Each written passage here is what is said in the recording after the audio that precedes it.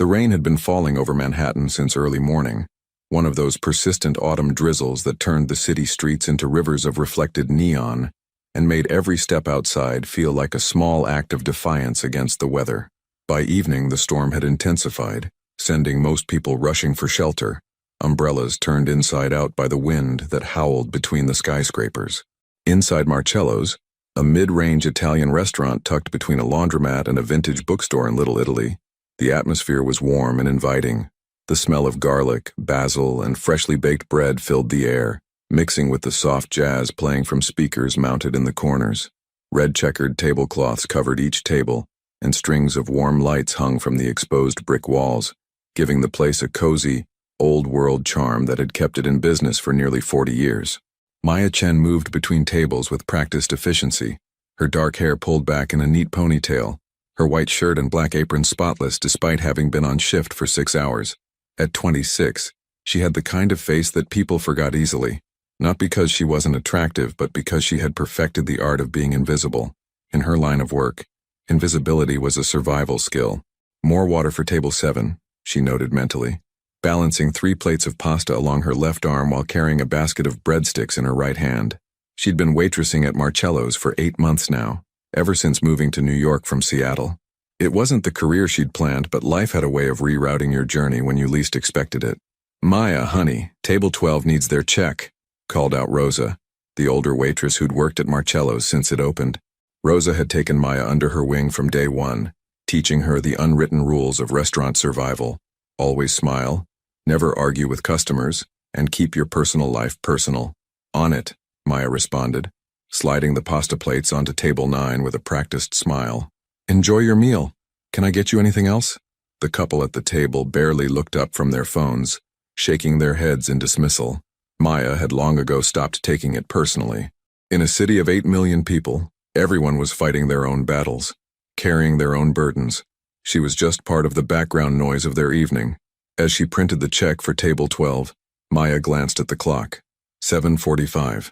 Another hour and 15 minutes until her shift ended. Then the long subway ride back to her studio apartment in Brooklyn, where her younger brother's medical bills waited in a stack on her kitchen counter. $3,000 this month. The thought made her stomach tighten, but she pushed it away. One problem at a time, one table at a time, one day at a time. That's when she noticed the man in the corner booth.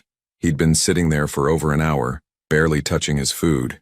Unlike most customers who came to Marcello's for the atmosphere and conversation, this man seemed to exist in a bubble of absolute stillness.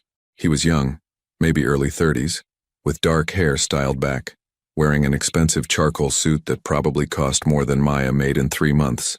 A cigar rested in the ashtray beside him, unlit, as if waiting for the right moment. 2 other men sat at a nearby table, clearly with him but maintaining a respectful distance. They wore suits too, though not as expensive, and their eyes constantly scanned the restaurant with the alertness of people trained to notice everything. Security, Maya had guessed when they first arrived.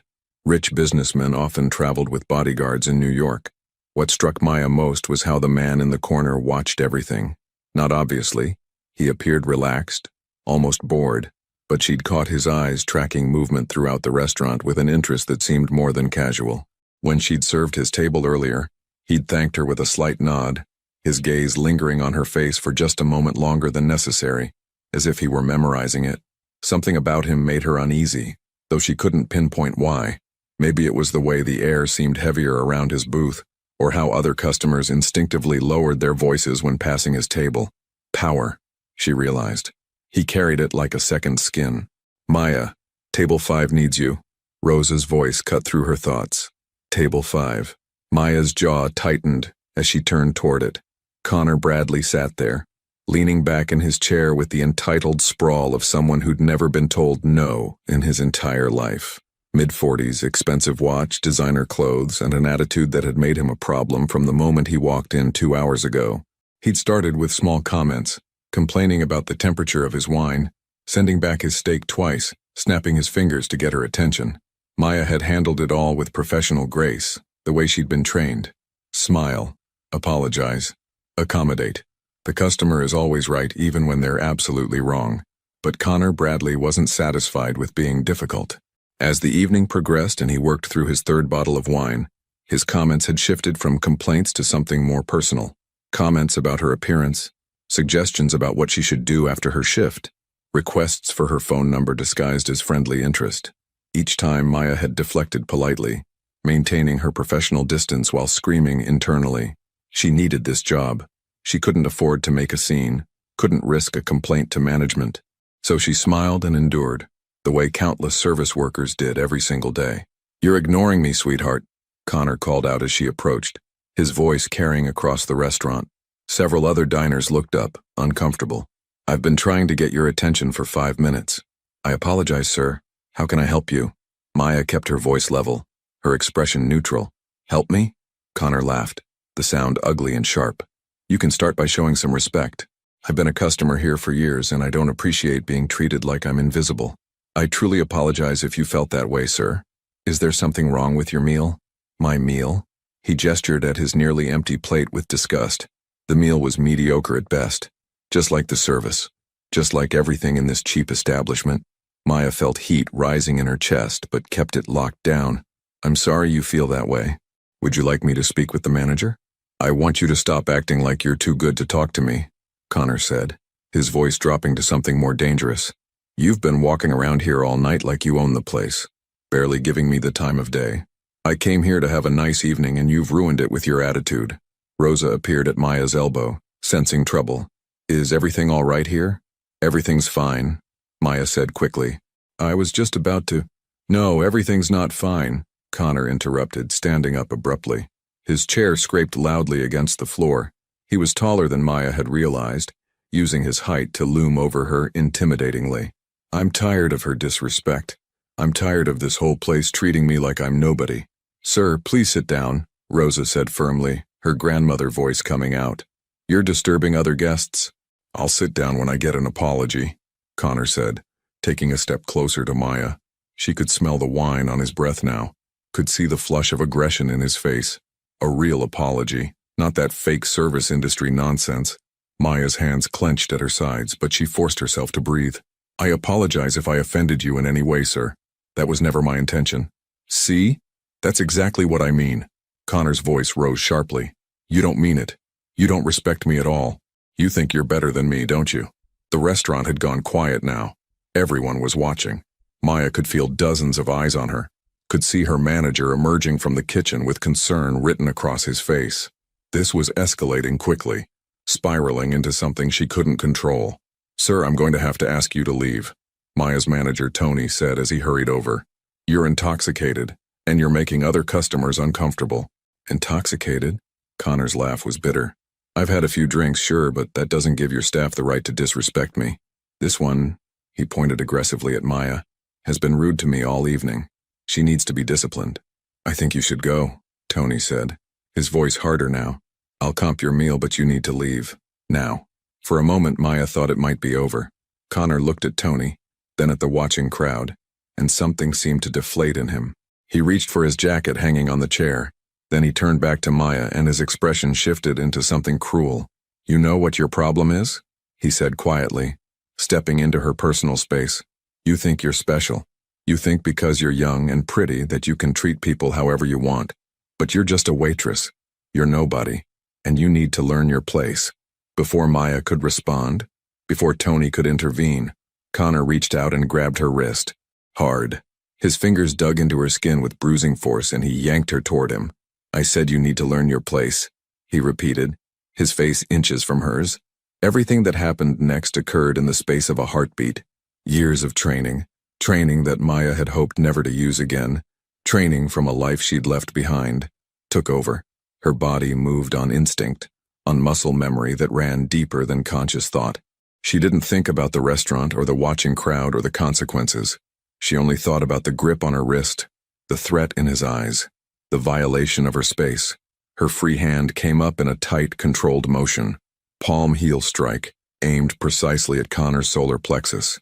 The impact was clean and devastating. Connor's eyes went wide with shock.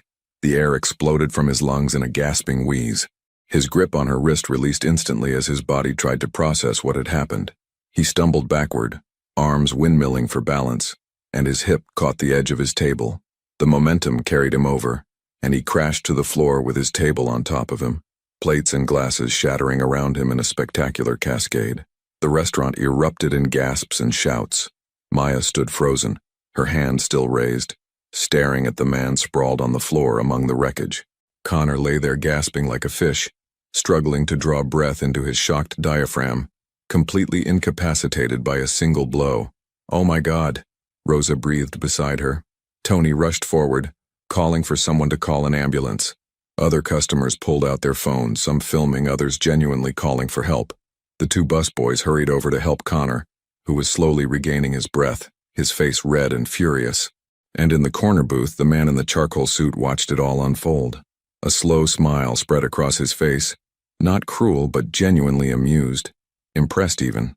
He reached for his cigar, took out a silver lighter, and lit it with deliberate care. The flame illuminated his features for a moment. Sharp cheekbones, intelligent eyes, and that smile that suggested he'd just witnessed something far more interesting than anything he'd expected to see tonight. He took a long draw from the cigar, exhaled a perfect stream of smoke, and leaned back in his booth. One of his security men started to stand, but the man in the corner raised a finger slightly, and his guard immediately sat back down. His eyes never left Maya. Maya barely noticed. Her whole body was shaking now, adrenaline flooding her system. She looked down at her hands, steady during the moment of action, trembling now in the aftermath. What had she done? She'd just struck a customer. She'd destroyed property. She was going to be fired, possibly arrested. Everything she'd worked for, everything she'd carefully built since coming to New York, was collapsing around her. "Maya," Tony said, his voice tight and controlled. "Go to my office, now." "Tony," he grabbed her. Rosa protested. "You saw it." He put his hands on her first. "I saw," Tony said, his face conflicted. "But that doesn't change what happened. Maya, my office, please." Maya nodded numbly and walked toward the back, her legs feeling disconnected from her body. As she passed the corner booth, she felt the weight of the man's gaze on her. She risked a glance in his direction. He raised his glass to her in a small salute, that amused smile still playing on his lips. His eyes held something she couldn't quite read. Respect, maybe, or recognition, as if he'd just discovered something valuable in a place he hadn't expected to find it.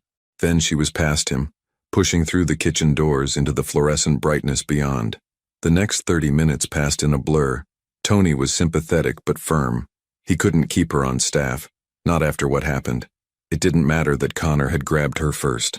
It didn't matter that she'd been defending herself. The liability was too great, and Connor was already threatening to sue. "I'm sorry, Maya," Tony said, and he genuinely seemed to be. "You're a good worker, but I can't have staff putting hands on customers no matter what the circumstances. I'll give you 2 weeks' pay and I won't contest unemployment if you file.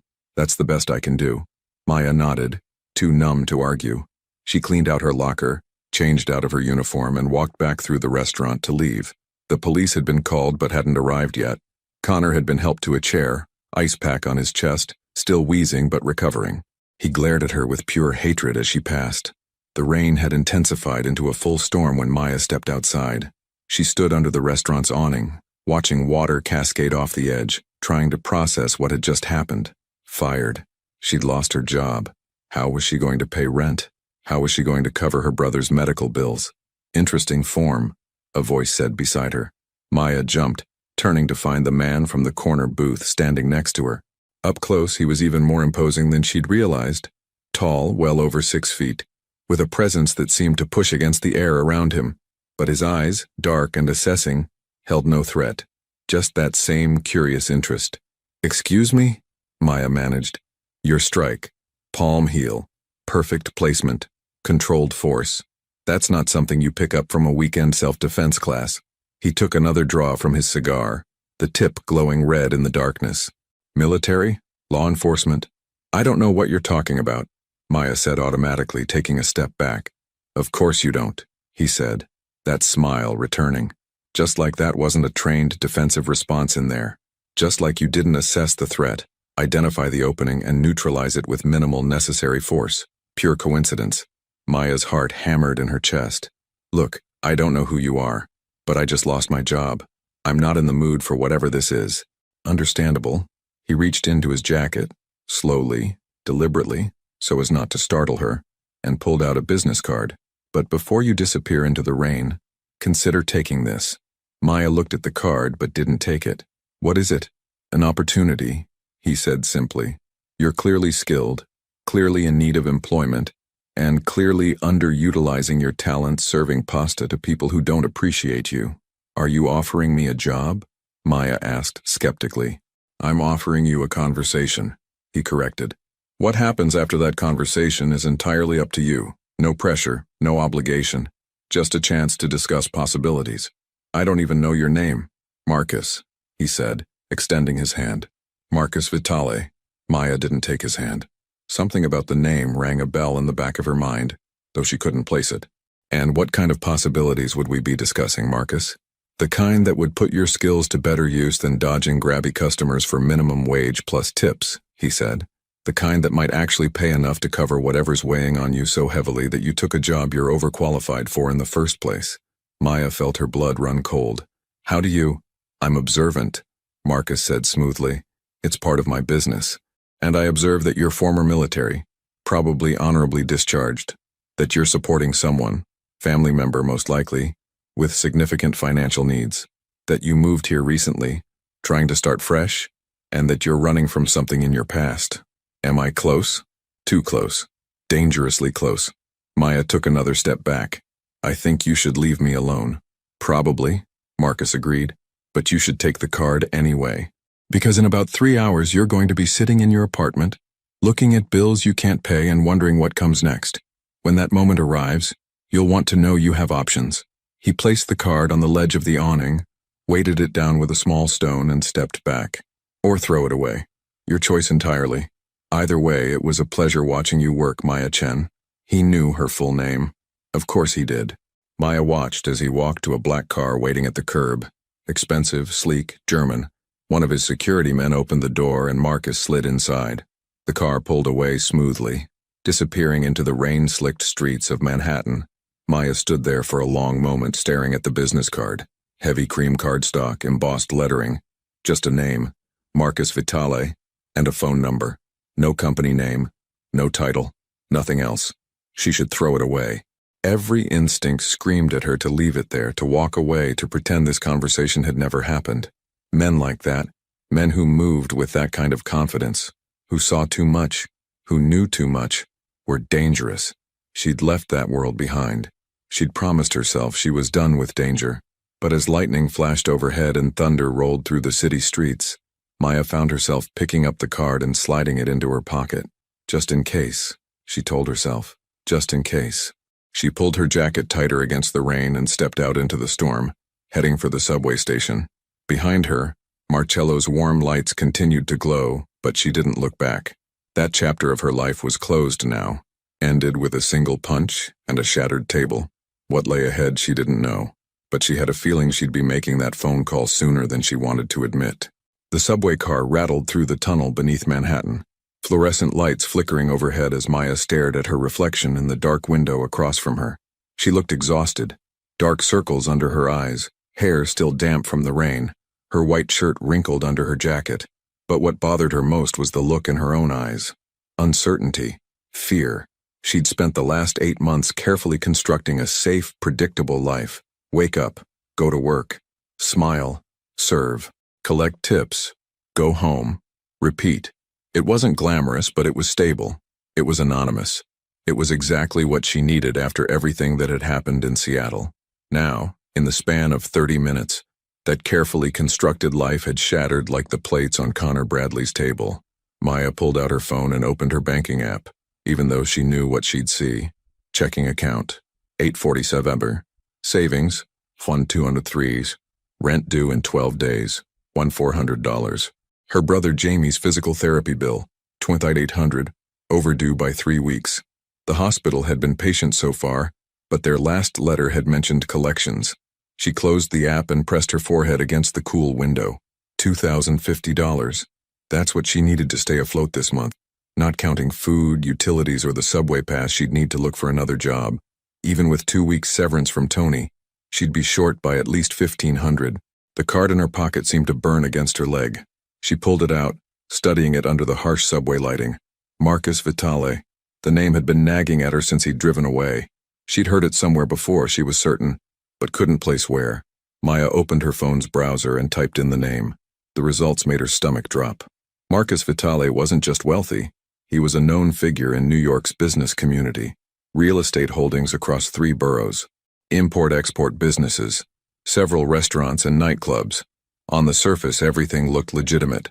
Successful entrepreneur, philanthropist, supporter of local businesses. But as Maya scrolled deeper, reading between the lines of carefully worded articles, she began to understand what wasn't being said directly. References to alleged connections to organized groups, investigations that had gone nowhere, associates with questionable backgrounds.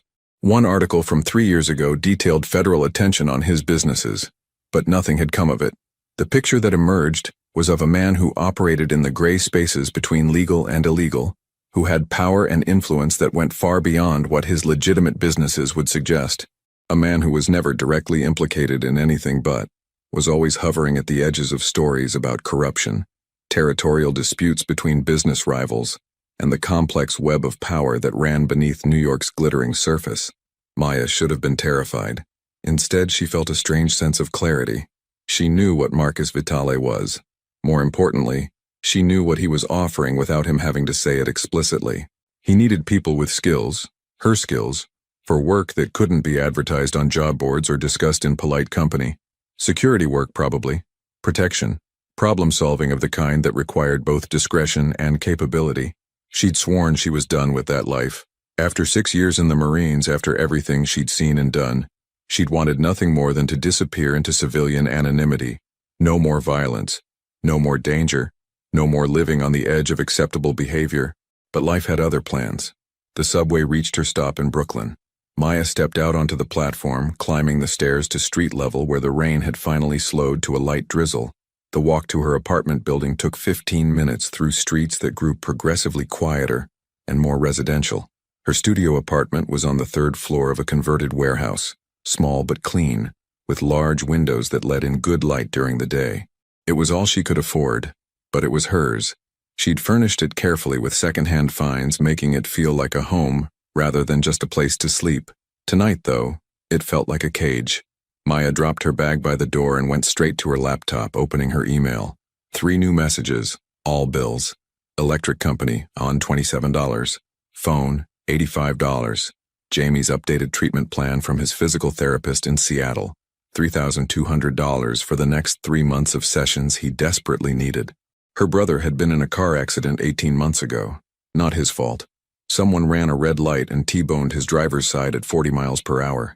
He'd survived, but the injuries to his legs and spine had been severe. The driver who hit him had no insurance, and Jamie's policy had maxed out after the initial surgeries. Everything since then, the physical therapy, the ongoing care, the specialist appointments, fell on Maya. She'd left the Marines specifically to help him, had moved to New York to find work that paid better than Seattle's job market offered, had taken the waitressing position because it was immediate income while she figured out what else she could do with her particular skill set. And now even that was gone. Maya walked to her window and looked out over Brooklyn's rooftops. Somewhere out there, across the river, Marcus Vitale was probably in his expensive penthouse or his exclusive club, not giving her a second thought. He'd made his offer. Whether she took it or not was irrelevant to him, but it wasn't irrelevant to her. She thought about Connor Bradley's hand on her wrist, his breath in her face, his sense of entitlement to her space and her body. She thought about how satisfying it had been to watch him fall, to see that shocked expression replace his cruel confidence. She thought about the months of being invisible, of swallowing her pride, of pretending to be less than she was. Maya pulled out Marcus's card again. She shouldn't call. She should go to bed, wake up tomorrow, and start applying for other service jobs. Bartending, maybe. Or retail. Something safe. Something that didn't involve men like Marcus Vitale and whatever world he inhabited. Instead, she found herself dialing the number. It rang twice before a male voice answered. "Yes? My name is Maya Chen," she said, surprised by how steady her voice sounded. "Marcus Vitale gave me this number." One moment. Silence. Maya's heart hammered. Maybe this was a mistake. Maybe she should just hang up. Pretend this never. "Maya." Marcus's voice came on the line, warm and unsurprised. as if he'd been expecting her call. "I thought I might hear from you tonight. You don't know anything about me," Maya said, more defensively than she intended. "I know you're practical," Marcus replied. "I know you're smart enough to research who I am before calling. And I know you're calling anyway, which tells me everything I need to know about your situation. So let's skip the part where we pretend this is anything other than what it is. You need money. I need capable people. We should talk." His directness was almost refreshing after months of polite social scripts at the restaurant. "What exactly would we be talking about?" "Not over the phone," Marcus said. "Can you meet tomorrow? There's a coffee shop in Midtown. Neutral territory, public location. We'll talk. You'll hear what I'm offering and then you decide. No pressure." "There's always pressure," Maya said quietly. "Fair point," Marcus acknowledged. "But I'm not in the business of forcing people into situations they don't want. That's bad for everyone involved. I'm offering you a choice, Maya. What you do with it is entirely up to you." Maya closed her eyes. This was the moment. Say no, hang up, and figure out something else. Anything else. "What time tomorrow?" she heard herself ask. 10 a.m. Meridian Coffee on West 47th Street. I'll buy you breakfast." "I'll be there," Maya said, and hung up before she could change her mind. She spent the rest of the night not sleeping, staring at her ceiling, running through scenarios of how this meeting might go.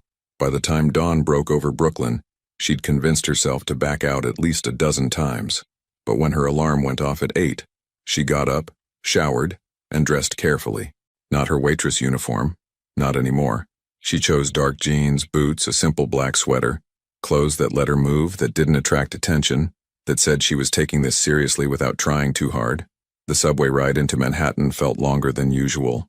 Maya rehearsed what she might say, how she'd negotiate, what her boundaries were, but she knew deep down that boundaries were luxuries people with options could afford. She didn't have options right now. Meridian Coffee was tucked into the ground floor of an office building, the kind of place where business deals happened over lattes and croissants. Clean lines, minimalist design, expensive coffee drinks. Maya arrived 10 minutes early and ordered a black coffee she couldn't really afford, choosing a table near the window where she could watch the door. Marcus arrived exactly at 10, alone this time, carrying a leather briefcase that probably cost more than her entire wardrobe. He spotted her immediately, that same slight smile on his face, and walked over. "You came," he said, sitting down across from her. "I'm glad." "You said no pressure," Maya reminded him. "I'm here to listen. That's all. That's all I ask." Marcus signaled to the barista. "Have you eaten?" "I'm fine." "You're not fine. You look like you didn't sleep, and I'm guessing you skipped breakfast to save money." He ordered without waiting for her response. 2 egg sandwiches, fruit, pastries. Humor me. Business conversations go better on a full stomach. Despite herself, Maya felt a flicker of appreciation. He wasn't wrong about the sleep or the skipped breakfast. When the food arrived, Marcus waited until she'd taken a few bites before speaking. "Tell me about your military service." Maya paused mid-bite. "How did you... the way you move, the way you assessed threats last night, the way you're sitting now, back to the wall, clear view of exits, hands free." Marcus took a sip of his coffee. "Marines, I'm guessing. Security forces or military police?" "I don't see how that's relevant," Maya said carefully. "It's relevant because I need to understand what you're capable of. I need to know if what I saw last night was a fluke or if it's representative of your actual training and experience." Marcus leaned forward slightly. "I'm not asking you to compromise anything classified. I'm asking you to be honest about your capabilities so I can make you a legitimate offer." Maya set down her sandwich. 6 years. Marines. I did force protection and tactical security operations. Honorable discharge 16 months ago. Why did you leave? Family situation required it. Marcus nodded, not pushing for details. And Seattle? That's where you came from? You already know that. I know the basics. I don't know why you left a city where you presumably had connections and support to come to New York where you knew no one. Marcus's eyes were sharp, assessing. People don't usually make moves like that without a good reason. Maya considered how much to share. Seattle's job market wasn't offering what I needed. New York had better opportunities, that's all. It wasn't all, of course. She'd left Seattle because she couldn't find work that used her skills without compromising her principles. Because the security firms that wanted to hire her were offering positions that felt too much like her military work, protecting people who didn't deserve protection. looking the other way at questionable activities, being complicit in things she didn't want to be part of. She thought waitressing would be different. Honest work, simple work, safe work. Marcus studied her for a long moment, then nodded, as if he'd heard everything she hadn't said. I'll be direct with you, Maya, because I think you'll appreciate that more than careful dancing around the subject. I run several legitimate businesses in New York, but I also operate in spaces that require discretion. I have interests that need protecting, partnerships that need maintaining, problems that need solving. For that, I need people I can trust who have both the skills and the judgment to handle sensitive situations. You're talking about security work, Maya said. I'm talking about being part of my inner circle. Security, yes, but also consultation, problem solving, and occasionally being my eyes and ears in places where my face is too well known. Marcus paused. I'm not going to lie to you. This work exists in gray areas. Nothing illegal that would put you at risk of prosecution, but definitely situations that require flexibility in how you interpret rules and regulations. And if I'm not comfortable with that flexibility, then you tell me your boundaries up front and I respect them. I don't ask people to compromise their principles, Maya. I ask them to be realistic about the world we actually live in versus the world we wish we lived in. Marcus finished his coffee. You spent 6 years protecting people and interests that weren't always clean. You know how the real world works. He wasn't wrong. Maya had done plenty of things in the Marines that existed in moral gray areas. Protecting supply routes that she suspected carried more than just official cargo. Standing guard while officers had meetings she wasn't supposed to overhear. Looking the other way when allies did things that would have been unacceptable if Americans did them. What's the pay? She asked. Marcus smiled, recognizing the shift in her questions. Starting salary, $75,000 annually. Housing allowance of $2,000 monthly, health insurance and performance bonuses that typically add another $20,000 to $30,000 per year. You'd be on call but not every day. I have multiple people on rotation. When you're not actively working, your time is your own. Maya's coffee cup stopped halfway to her lips. $75,000. That was more than double what she'd made waitressing. With the housing allowance, she could move somewhere safer, maybe even big enough for Jamie to visit. She could pay off his medical bills in months instead of years. That seems excessive for security work, she said cautiously. It's not excessive for discretion and loyalty, Marcus corrected. I pay well because I expect excellence. I also pay well because I need people who aren't tempted to moonlight for my competitors or compromise my interests for outside money. When you work for me, you work exclusively for me. And if I want out, then you give me notice, we part professionally, and you sign paperwork ensuring you don't discuss my business with anyone. No different than any other confidential employment. Marcus pulled a document from his briefcase. This is a standard employment contract.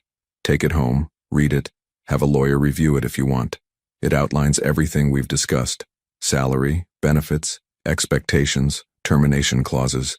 Maya took the contract, flipping through it. It looked surprisingly legitimate. Proper legal language, clear terms, nothing that seemed overtly problematic. Of course, the devil was always in the details. What would I actually be doing? She asked. Day to day? Initially, accompanying me to meetings as security, standing watch at properties I own.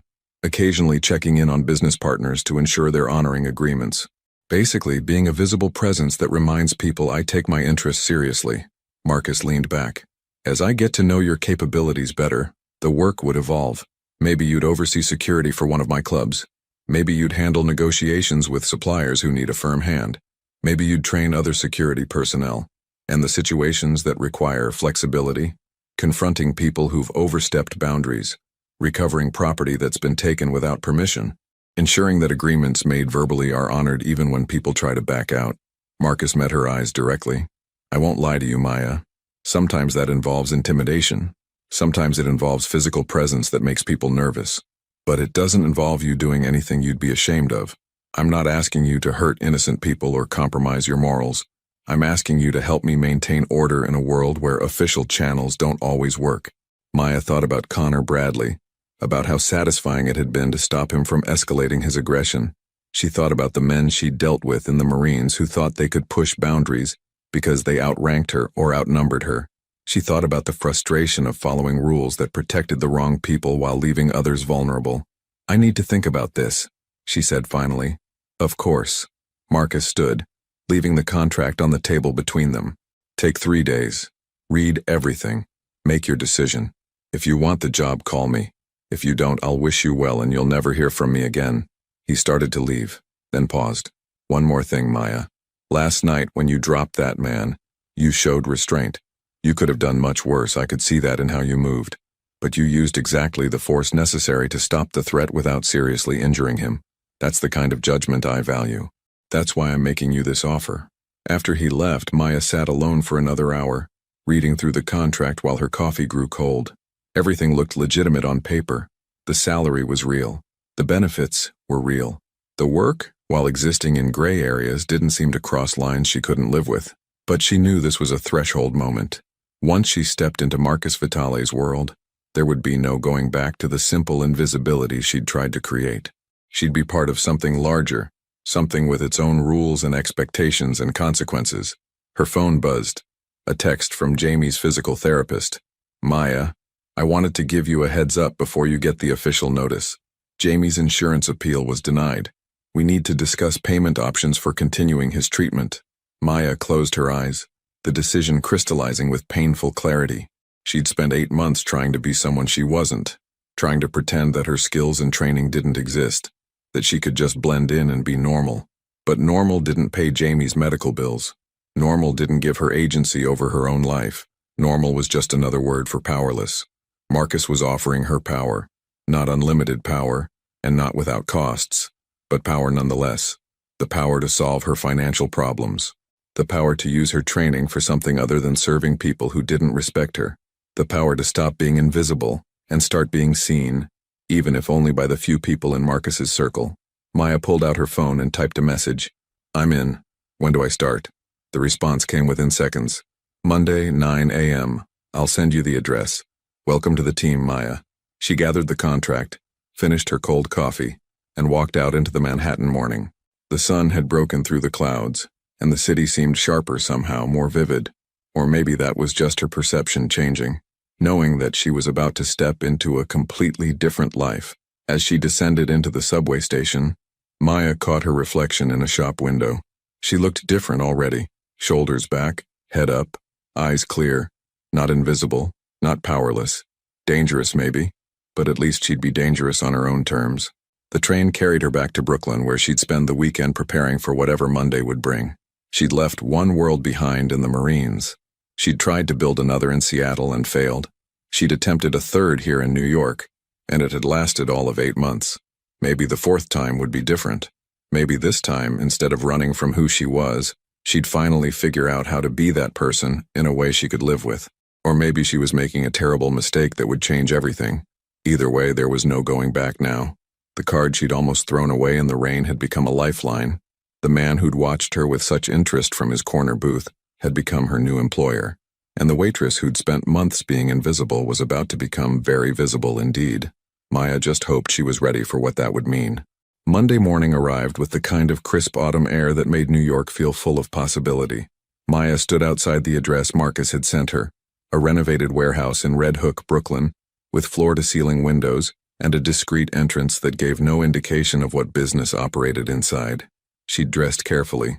Black tactical pants, a fitted dark gray shirt, comfortable boots. Professional but practical. Her hair was pulled back in a tight bun, and she wore minimal jewelry. She looked like what she was, someone ready to work, not to be looked at. Taking a deep breath, Maya pressed the intercom button. "Name," a voice crackled through the speaker. "Maya Chen, I'm expected." The door buzzed open. Maya stepped into a minimalist reception area, polished concrete floors, exposed brick walls, modern furniture that probably cost more than most people's cars. A young woman sat behind a sleek desk, perfectly styled, looking up with professional courtesy. "Ms. Chen, welcome. Mr. Vitale is waiting for you on the 3rd floor. Elevators to your left." Maya nodded and walked toward the elevator, her boots echoing in the quiet space. The building had been gutted and renovated with obvious care and considerable expense. This wasn't some shadowy back alley operation. This was a legitimate business headquarters, or at least it looked like one. The elevator opened on the 3rd floor to reveal an open-plan office space. Several people worked at desks, typing on computers, talking on phones, conducting what looked like normal business operations. But Maya's trained eye caught the details that weren't quite normal. The security cameras positioned at every angle, the reinforced door frames, the subtle bulges under several people's jackets that suggested concealed weapons. You must be the new girl. Maya turned to find a woman in her early 30s approaching. Athletic build, sharp eyes, dark hair cut in a no-nonsense bob. She wore fitted black clothing similar to Maya's own, and moved with the controlled grace of someone who knew how to handle herself. Maya Chen, Maya said, extending her hand. Lucia Ramos. The woman's handshake was firm. Testing. Head of Security Operations. Marcus told me you were starting today. Former Marine, right? 6 years. Good. We can use someone with actual training. Lucia gestured for Maya to follow her. Most of the people Marcus hires have more attitude than skill. It'll be nice to work with a professional for a change. They walked through the office space toward a conference room at the far end. This is the operations center, Lucia explained. We coordinate all of Marcus's business interests from here. Security schedules, property management, business meetings, everything. Looks normal, right? That's the point. What's the reality? Maya asked. Lucia smiled approvingly. The reality is that about 60% of what we do here is completely legitimate. Property management, security services, business consulting. The other 40% exists in gray areas. Marcus has interests all over the city. Clubs, restaurants, import businesses, real estate. Not everyone who deals with him wants to play fair. Our job is to make sure they do. They entered the conference room where Marcus sat with 2 other men, papers spread across the table. He looked up as they entered, that same slight smile appearing. Maya, right on time. Good. He gestured to the chairs. Sit. We're just finishing up a situation that will be your first assignment. Maya sat next to Lucia, studying the 2 men across the table. One was in his 50s, well-dressed but nervous, wiping his palms on his pants. The other was younger, maybe Marcus's age, with hard eyes and an expression that suggested he'd rather be anywhere else. Gentlemen, this is Maya Chen, our newest security specialist, Marcus said casually. Maya, this is Vincent Russo, who owns a restaurant in the Bronx that I helped finance 3 years ago. And this is his nephew Tony, who apparently has been skimming from the receipts. Vincent turned pale. Marcus, I swear I didn't know. You didn't know your own nephew was stealing from you? Marcus's voice remained pleasant, but something cold flickered in his eyes. Vincent, we've been partners for 3 years. I've given you favorable terms, helped you expand, asked for very little in return. The one thing I require is honesty. So when my accountant notices that your reported revenue doesn't match your actual traffic patterns, that's a problem. I can fix it, Vincent said desperately. Tony, tell him. Tell him you'll fix it. Tony said nothing, his jaw tight with resentment. Marcus leaned back in his chair. Here's what's going to happen. Tony is going to repay every dollar he took. Not to me, but to you, Vincent, because that's who he actually stole from. He's going to do it by working in your restaurant for free. Every single shift, until the debt is cleared. And Maya here is going to visit your establishment twice a week to review your books and ensure nothing like this happens again. That's not necessary, Vincent protested weakly. I can handle my own family. You've demonstrated that you can't, Marcus said flatly. So now you have oversight. Be grateful I'm not dissolving our partnership entirely. He turned to Maya. You'll start tomorrow. Lucia will give you the details. Your job is to verify their numbers, observe their operations, and report back to me weekly. Any irregularities, any problems, you tell me immediately. Understood, Maya said. Marcus nodded to Lucia, who stood. We're done here, gentlemen. Vincent, you have 3 days to get your nephew on a proper repayment schedule. If there are any problems, call me. Don't make me come looking for you. After Vincent and Tony left looking thoroughly chastened, Marcus turned to Maya with an appraising look. That's the basic formula for most of what we do. People make agreements. Sometimes they forget the terms. We remind them. Usually that's enough. Occasionally it requires more persuasive methods. And when it requires more? Maya asked. We'll get to that, Marcus said. For now, you shadow Lucia. Learn how we operate. Meet the team. Understand the systems. In 2 weeks, we'll evaluate whether this is working for both of us. The next few days passed in a blur of learning and observation. Maya discovered that Marcus's organization was far more sophisticated than she'd expected. Everything was documented, tracked, and managed through professional systems. It wasn't some chaotic criminal operation. It was a well-run business that just happened to operate in spaces where traditional law enforcement didn't reach. She met the rest of the team. Carlos, a former NYPD officer who handled investigations, Derek, who managed Marcus's real estate holdings, Nina, who ran the legitimate consulting business that served as the organization's public face. All of them were professionals. All of them understood they were working in gray areas, and all of them seemed to respect the structure Marcus had created, but not everyone welcomed Maya's presence. "So you're Marcus's new pet project," a voice said behind her on her third day. Maya turned to find a man in his late 20s leaning against the doorframe of the small office she'd been assigned. He was handsome in an obvious way. Styled hair, expensive clothes, the kind of confidence that came from never being told no. "I'm Maya. You are?" "Daniel Caruso. I handle Marcus's club operations." He walked into her office uninvited, making himself comfortable in her spare chair. "I heard about your little display at the restaurant. Very impressive taking down a customer like that." "He grabbed me first," Maya said evenly. "Oh, I'm not criticizing. I'm just wondering what makes you so special that Marcus is paying you top-tier salary when you've been here less than a week." Daniel's smile didn't reach his eyes. "Most of us had to prove ourselves for months before getting the kind of access you've been given. Maybe I bring different skills than most people. Maybe. Or maybe Marcus is thinking with something other than his business sense." Daniel stood, moving closer than was comfortable. "Just a friendly warning, there are people here who've been loyal to Marcus for years. Don't expect special treatment just because you know how to throw a punch." After he left, Lucia appeared in the doorway. "Don't let Daniel get to you. He's been angling for a promotion to head of security for 2 years. And he's not happy that Marcus brought in outside talent." "Is he going to be a problem?" Maya asked. "Only if you let him intimidate you, which I don't think you will." Lucia handed her a file. "Speaking of which, you have your first real assignment tomorrow. Marcus needs security at a meeting with some business partners from Philadelphia. They're expanding into New York and want to discuss territorial arrangements. Your job is to stand there, look capable, and make sure nobody tries anything stupid." The meeting took place at one of Marcus's restaurants in Chelsea, upscale Italian, closed for the lunch hour specifically for this gathering. Maya arrived early, checking exits, identifying potential problems, positioning herself where she could observe the entire room. Marcus arrived with 2 of his senior associates. The Philadelphia group came 10 minutes later, 3 men in expensive suits accompanied by their own security. Maya recognized the type immediately. People who'd been doing this kind of work for decades, who'd seen and handled every possible situation.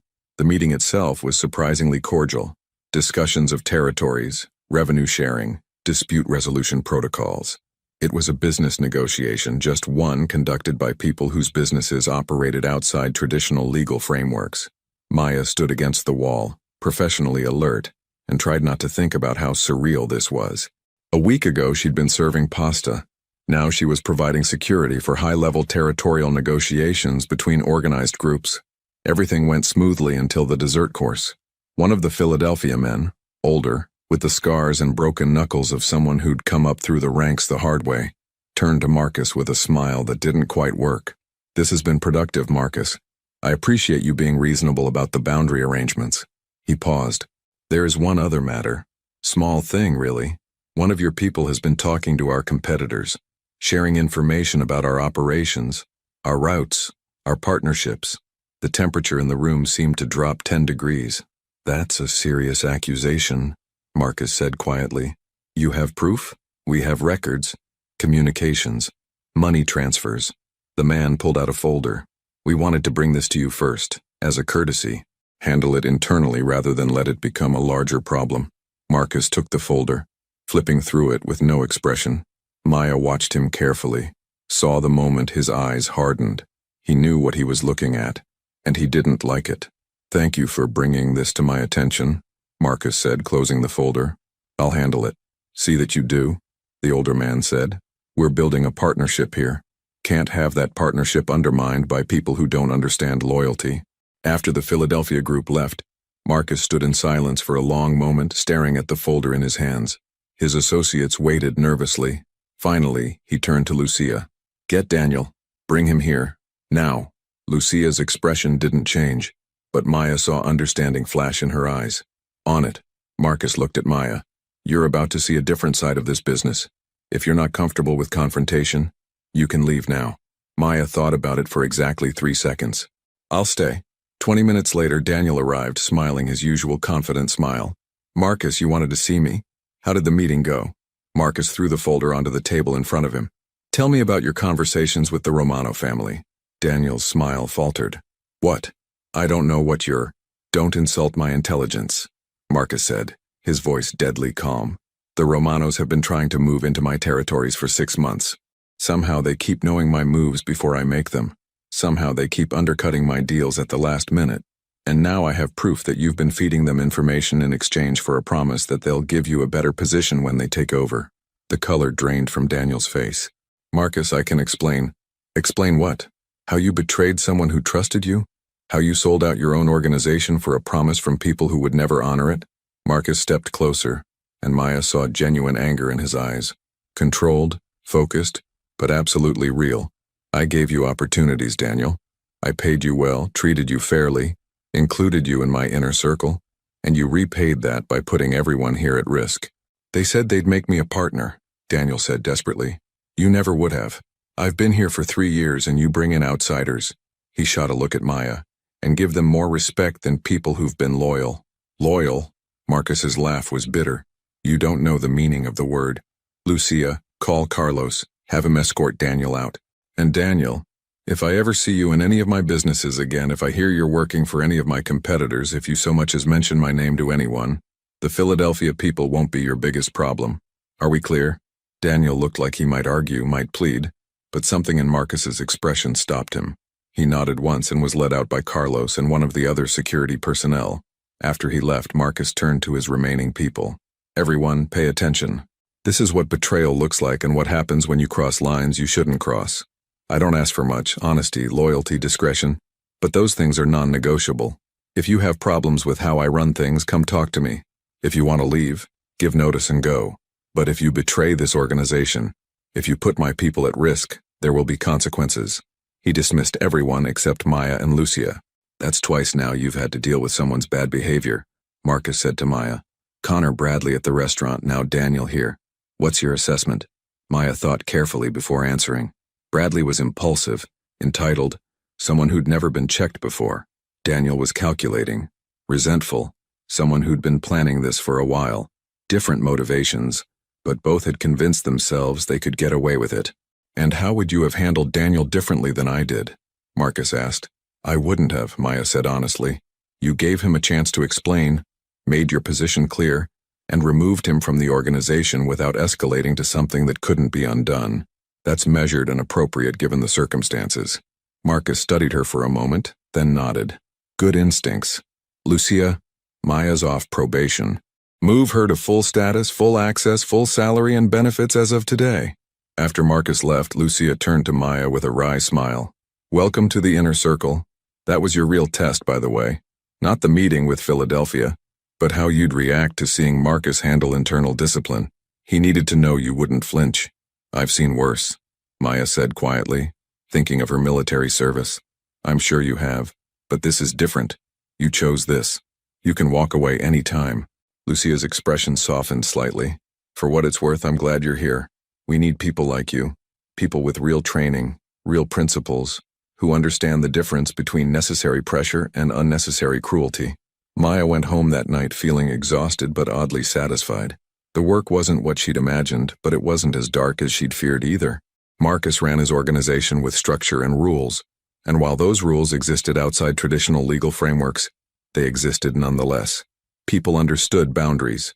Consequences were clear. It was, in its own way, a more honest system than many she'd operated in before. But as she unlocked her apartment door, she noticed something wrong. The lock had been tampered with, subtle scratches that hadn't been there this morning. Maya's training kicked in immediately. She pushed the door open slowly, listening, watching for movement. The apartment appeared empty, but things had been moved. Drawers opened, papers shuffled. Someone had been here, searching for something. On her kitchen counter, she found a note written in crude block letters. You work for the wrong people. Last chance to change sides. The Romanos take care of their friends. Maya's blood ran cold. Daniel had been removed only hours ago, but the Romanos were already making moves, already trying to intimidate her, already suggesting that Marcus's organization was vulnerable. She pulled out her phone and called Marcus. He answered on the first ring. Maya? Someone broke into my apartment, left a message suggesting I should switch sides. She read him the note. Silence on the other end. Then, pack a bag. You're not staying there tonight. I'm sending Carlos to pick you up. We'll get you somewhere safe while we figure out how they found you and what else they know. Marcus, I can handle. This isn't about whether you can handle it. This is about the Romanos making a move against my organization. And you became a target the moment you stood with me today. So pack a bag, lock your door, and wait for Carlos. We'll discuss options when you're somewhere secure. 30 minutes later, Maya was in the back of Carlos's car, her apartment behind her, heading toward an unknown location. She'd been in Marcus's world for less than a week, and already she was caught up in conflicts she barely understood, targeted by people she'd never met, living a life that bore no resemblance to the quiet invisibility she'd sought. But as they drove through the Manhattan streets, she realized something surprising. She wasn't afraid. She was angry. Someone had violated her space, threatened her, tried to intimidate her, and more than that, they'd underestimated her, assumed she'd be easy to scare, easy to turn, easy to use. They were about to learn differently. The car pulled up to a luxury apartment building in Tribeca. Carlos led her to the top floor, to a penthouse that made her studio look like a closet. Marcus was waiting, jacket off, tie loosened, looking less polished than usual. I'm sorry about this, Maya. I should have anticipated they'd move this fast. It's not your fault, Maya said. How did they find me? Daniel probably gave them your information before we confronted him. The Romanos are trying to send a message that my people aren't safe, that I can't protect them, that they should consider switching sides. Marcus poured 2 glasses of water, handed her one. You'll stay here tonight. Tomorrow we'll set you up in a secure apartment that they won't be able to find. And we'll discuss what comes next. What does come next? Maya asked. Marcus met her eyes. We show them that threatening my people was a mistake. We show them that this organization doesn't fold under pressure. And we do it carefully, strategically, without giving them any excuse to escalate into open conflict. Maya thought about Daniel, about the Philadelphia meeting, about the note on her counter. She thought about the choice she'd made a week ago, the threshold she'd crossed, the life she'd chosen. Tell me what you need me to do, she said. Marcus smiled, not his usual amused expression, but something more genuine. First, get some rest. You've had a long day and tomorrow will be longer. We're going to have to move carefully, gather information, and plan our response. This isn't over, Maya. It's just beginning. After Marcus left her in the guest room, bigger than her entire apartment with a view of the city that must have cost millions, Maya stood at the window and looked out over Manhattan. Somewhere out there, the Romanos were celebrating their intimidation tactic. Somewhere out there, Daniel was probably congratulating himself on his betrayal. And somewhere out there, Connor Bradley was living his entitled life, never facing real consequences for his actions. But tomorrow, Maya thought things would start to change. She'd spent months running from who she was, trying to be invisible, trying to pretend her skills and training didn't matter. Now she was going to remind some people exactly why you don't threaten a Marine. The city glittered below her, full of secrets and dangers and opportunities. And for the first time since leaving Seattle, Maya felt like she was exactly where she needed to be. Maya woke to sunlight streaming through floor-to-ceiling windows, momentarily disoriented by the unfamiliar luxury surrounding her.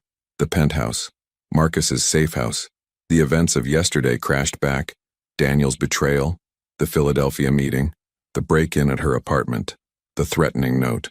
She checked her phone. 6:47 a.m. 3 missed calls from Jamie in Seattle, probably worried because she hadn't answered his usual Sunday evening check-in. She'd call him later after she figured out what to tell him. Hey, little brother, I'm fine. Just had to move to a secure location because a rival organization broke into my apartment. Probably wasn't the reassuring update he needed. The smell of coffee drew her to the kitchen where she found Marcus already awake, dressed in casual clothes, dark jeans, a simple sweater, looking more approachable than his usual suited formality. He was reading something on his tablet, a half-empty cup of coffee beside him. Good morning, he said, looking up. I hope you slept well. Better than I expected, considering. Maya poured herself coffee from the expensive machine that probably cost more than her monthly rent used to be. Have you been up long? Since 5. Old habit. I do my best thinking in the early morning, before the day's chaos begins. Marcus gestured to the seat across from him. We need to discuss the Romano situation and what our response will be. Maya sat, wrapping her hands around the warm cup. I've been thinking about that. They made their move quickly. Too quickly. Daniel was only removed yesterday, but they already had my address. Already had a plan to intimidate me. That suggests they've been preparing this for longer than just Daniel's betrayal. Exactly what I was thinking, Marcus said, approval in his voice. Which means Daniel wasn't their only source. They have other information, other contacts, possibly other people inside my organization. So we need to find out who else is compromised before we make any external moves, Maya concluded. Marcus smiled slightly. You think strategically, that's good. Most people in your position would be pushing for immediate retaliation, wanting to prove themselves. But that's exactly what the Romanos want. For us to act rashly, make mistakes, give them justification for escalation. So what's the plan? Over the next hour, Marcus laid out a careful strategy. They wouldn't go after the Romanos directly. Instead, they'd focus on internal security, reviewing all personnel, identifying potential vulnerabilities, strengthening their own operations. Meanwhile, they'd gather intelligence on Romano activities, document their movements, and build a comprehensive picture of their operations. Information is leverage, Marcus explained. The Romanos think they have the advantage because they scared you, because they demonstrated they could reach my people. But what they've actually done is reveal their hand too early. Now we know they see us as a threat worth intimidating, which means they're worried about something. What are they worried about? Maya asked. That's what we're going to find out. The next 2 weeks became an intensive education in the subtler aspects of Marcus's world. Maya worked alongside Lucia and Carlos, learning how to conduct surveillance, gather information, analyze patterns. They tracked Romano operations across 3 boroughs, documented their business relationships, identified their key personnel. What emerged was a picture of an organization that appeared strong but was actually overextended. The Romanos had expanded too quickly, taking on too many territories, making promises they couldn't keep. They were bleeding money on several fronts and desperate to acquire Marcus's profitable operations to stabilize their position. They're not as powerful as they want people to think, Lucia observed during one of their strategy meetings. They're projecting strength to hide weakness. That's why they're trying intimidation tactics instead of just negotiating fairly. So how do we use that? Maya asked. Marcus, who'd been listening quietly, leaned forward. We make them an offer they can't refuse, but not the kind they're expecting. We offer them a partnership on one specific venture, something small but profitable. We give them what looks like a victory, make them think their intimidation worked. And then? Carlos asked. And then we control the flow of information. Everything they learn about our operations comes through the partnership we control. Every decision they make is influenced by intelligence we provide. We turn their supposed advantage into our surveillance opportunity. Marcus looked at Maya. And you're going to be the primary liaison for this partnership. Maya understood immediately. They'll think they intimidated me into being cooperative. They'll underestimate me. Exactly. And while they're congratulating themselves on having influenced someone in my organization, you'll be documenting everything they do, everything they say, every vulnerability they reveal. Marcus's expression was serious. This is a long game, Maya. Not dramatic, not immediately satisfying, but effective. Can you handle that kind of patience? Maya thought about her military training, about missions that required months of careful preparation for a single operation. I can handle it. The partnership was proposed through neutral intermediaries, a legitimate business consultant who worked with both organizations.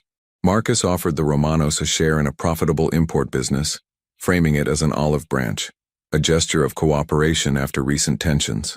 The Romanos, as predicted, saw it as validation of their intimidation tactics.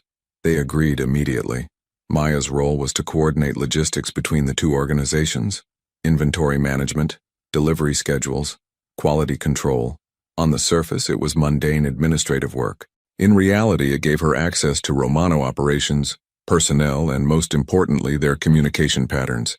She met with their representatives twice a week at neutral locations, coffee shops, restaurants, business offices.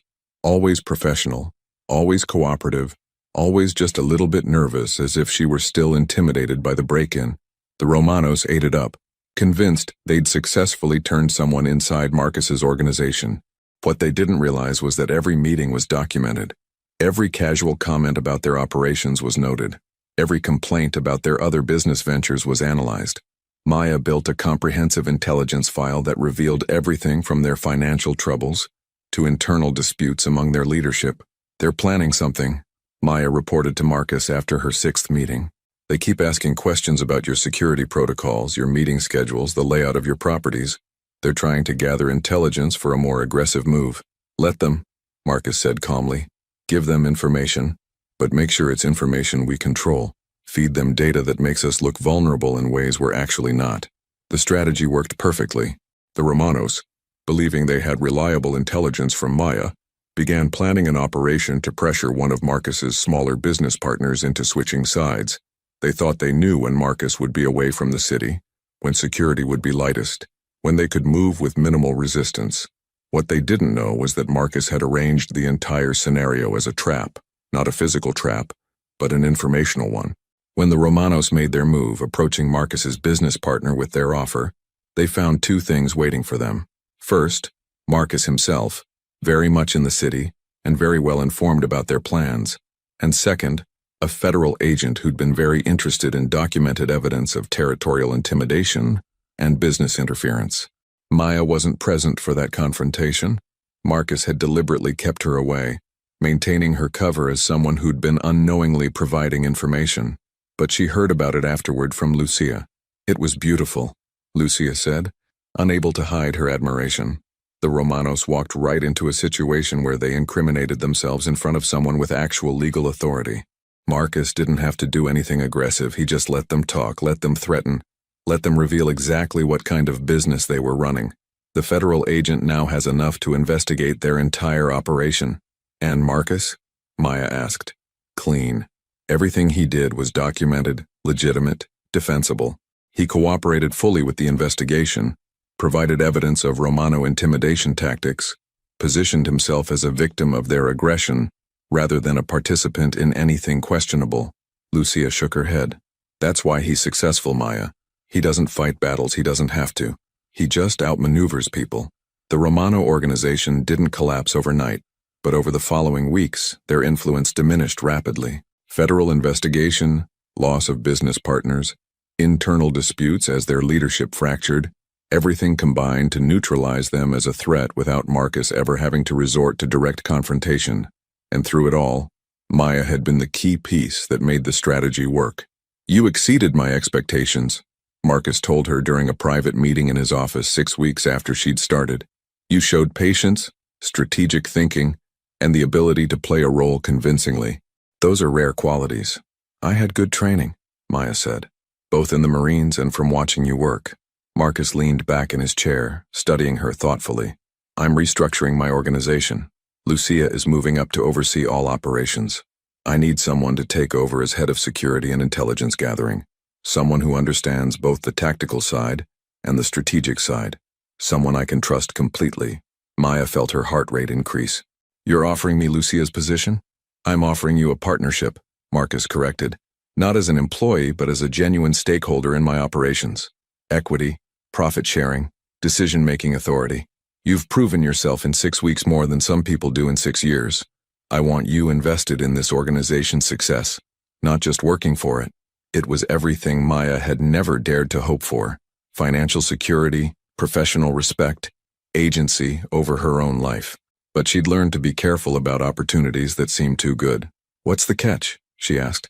"The catch is that it's permanent," Marcus said seriously. "Once you're a partner, you can't just walk away without consequences. Your decisions affect everyone in this organization. Your loyalty becomes non-negotiable, and you'll be making choices that exist in those gray areas we discussed. Choices that won't always feel comfortable." Maya thought about the last 6 weeks. About outsmarting the Romanos through patience and strategy rather than confrontation. About protecting Marcus's people and interests through intelligence rather than intimidation. About using her skills for something more nuanced than she'd imagined. "I want one condition," she said finally. "Name it. I won't cross certain lines. I won't be part of anything that genuinely harms innocent people. I won't compromise my fundamental principles even if it means walking away from a profitable opportunity." Maya met his eyes directly. "If you can accept that boundary, then I'll accept the partnership." Marcus extended his hand across the desk. "Deal. I've never been interested in harming innocent people anyway. Bad for business and bad for the soul. Welcome to the partnership, Maya. 2 months after she'd punched Connor Bradley across the restaurant floor, Maya stood in her new apartment. A secure, spacious place in a good neighborhood that she actually owned, thanks to the advance Marcus had provided on her partnership stake. She was unpacking the last boxes when her phone rang. Maya! Jamie's voice was excited. You're not going to believe this. The hospital just called. Someone paid off my entire medical debt. All of it.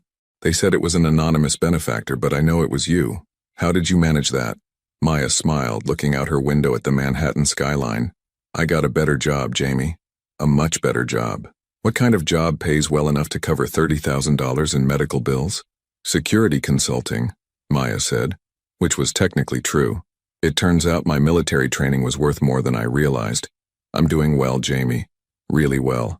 And I'm going to keep doing well.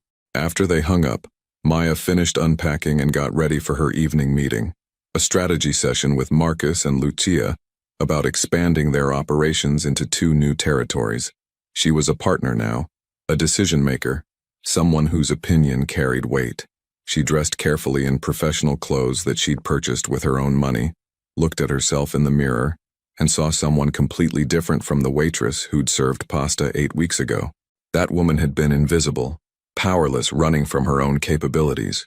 This woman was visible, powerful, and finally using her skills for something that made sense. Her phone buzzed with a message from Marcus. Running 10 minutes late. Order appetizers and tell them I'm paying. Maya smiled and headed out into the night. The restaurant where they were meeting was one of Marcus's, upscale, discreet, the kind of place where important conversations happened over excellent food. Maya arrived first and was shown to a private room in the back. As she waited for Marcus and Lucia, she thought about the journey that had brought her here. She'd left the Marines searching for peace and found only poverty. She'd tried to be invisible and discovered that invisibility was just another word for powerless. She'd been grabbed by an entitled man who thought she was nobody, and in defending herself she'd caught the attention of someone who recognized her value. Everything that followed had been a choice. She could have walked away at any point, could have refused Marcus's card in the rain, could have declined the partnership, could have settled for being just another employee rather than a stakeholder. But she'd chosen differently. She'd chosen to acknowledge her skills rather than hide them. She'd chosen to operate in gray areas rather than pretend the world was black and white. She'd chosen power over powerlessness. And yes, there were costs. She'd never be innocent again, never be able to pretend she didn't understand how power really worked in the world. She'd made compromises with her ideals, even if she'd maintained her fundamental principles. But she'd also gained things she'd never had before: financial security, professional respect, the ability to take care of her brother, and most importantly, the freedom to be fully herself rather than a diminished version designed to fit other people's expectations. Marcus and Lucia arrived together, settling into their seats with the easy confidence of people who knew exactly who they were and what they'd built.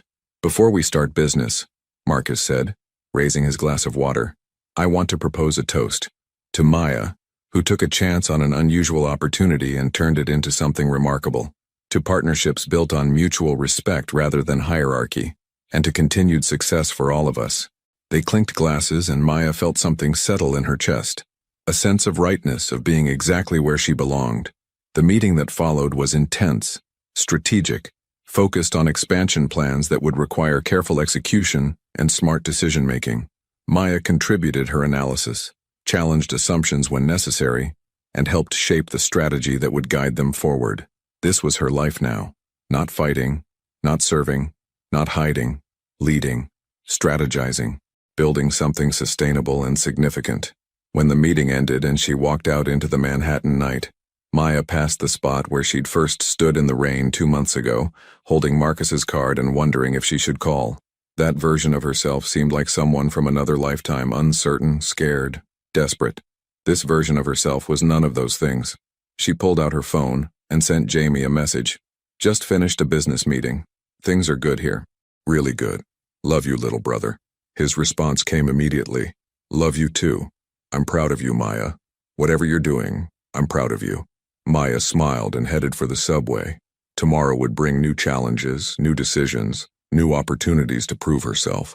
But tonight, she was content with where she was and who she'd become. The waitress who'd punched her attacker across the room was gone. In her place was a woman who'd learned that sometimes the most powerful punch wasn't physical. It was strategic, patient, and perfectly timed.